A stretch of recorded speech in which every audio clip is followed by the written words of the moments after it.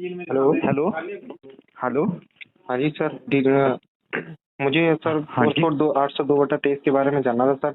उसका admit card 22 को आने को था, लेकिन आज 23 हो चुकी है, अभी तक एडमिट कार्ड नहीं आया सर। 27 से एग्जाम स्टार्ट है। 27 से है ना आपका? जी जी 802/23। जी जी 802/23 एडमिट कार्ड। LDC। LDC जी जी 802/23 उसका ना टाइपिंग का। हाँ सर। अच्छा, जी तो अभी आज का वेट और कर लो, शायद शाम तक रिलीज हो जाए, या हो गया होगा। लिंक नहीं आया कोई नहीं उस पे? सर, अभी रिलीज लिंक अभी कोई रिलीज नोटिस कुछ भी नहीं आया है सर।